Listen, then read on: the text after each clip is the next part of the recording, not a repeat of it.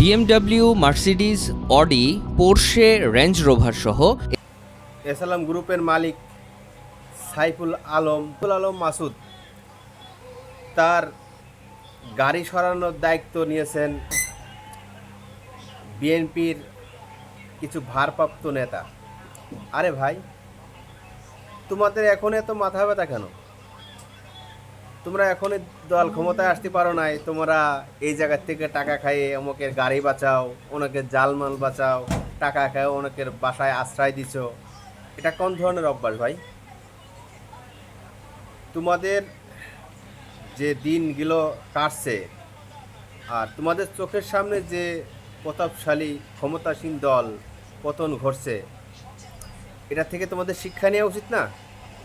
এর থেকে শিক্ষা না নিয়ে স্বৈরাচার গেছে যে পথে তোমরাও হাঁটতেছো সেই একই পথে, তাহলে স্বৈরাচার আর তোমাদের মধ্যে পার্থক্য কোথায় থাকলো? এই জাতি তোমাদের কিভাবে আর বিশ্বাস করবে? তোমরা ক্ষমতায় আসার আগেই তোমরা লুটপাট করে খাওয়ার ধান্দা করে নিছ।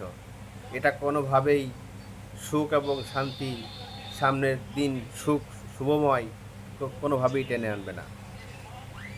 আর এক নেতার বিরুদ্ধে অভিযোগ উঠেছে যে সে অর্থের বিনিময়ে এস আলম গ্রুপের আত্মীয় স্বজনদের তাদের বাসায় আশ্রয় দিয়েছেন।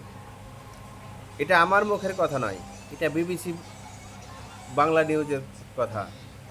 এটা যেন এতে বিএনপির দলের মুখে টপের মুখে পড়েছে। বিএনপি আজ এস আলমের 14টি বিলাসবহুল গাড়ি সরিয়ে নেওয়ার অভিযোগ উঠেছে বিএনপির দুই নেতার বিরুদ্ধে। একটি গাড়ি খুব দামি দামি গাড়ি। হাইকোর্ট থেকে একটি রায় হয়েছে যে এই এস আলমের গ্রুপের কোনো জায়গা সম্পদ এবং কোনো গাড়ি কোনো কিছুই কেউ ক্রয় করিতে পারিবে না। যদি তাদের জায়গা সম্পদ, তাদের গাড়ি বাড়ি যারা ক্রয় করিবে তাদের বিরুদ্ধে কোর্ট এই ব্যবস্থা নিবে। এটা কোর্ট থেকে রায় হয়েছে। বাংলাদেশ হাইকোর্ট থেকে এর একটা কারফিউ জারি হয়েছে।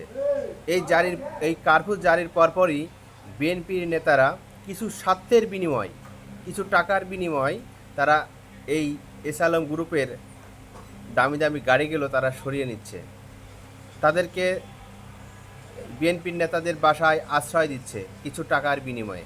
এতে করে বিএনপির ভাবমূর্তি নষ্ট হচ্ছে বলে আমি মনে করি। কালুরঘাট থেকে এই গাড়িগুলো সরিয়ে নেওয়া হয়, এটি সোশ্যাল মিডিয়ায় ব্যাপক ভাইরাল হয়ে গেছে। কিন্তু বিএনপির দুই নেতা জরুরি সংবাদ সম্মেলন করে এই ঘটনাকে অস্বীকার করেছেন। তারা বলেছেন যে আমাদেরকে ফোন দিয়েছে, সেখানে নাকি কারা চাঁদা তুলতে গিয়েছে, তাদেরকে প্রতিহত করার জন্য বিএনপির এই দুই নেতা ওখানে গিয়েছিল। বিএনপির নেতাদের ভাষ্য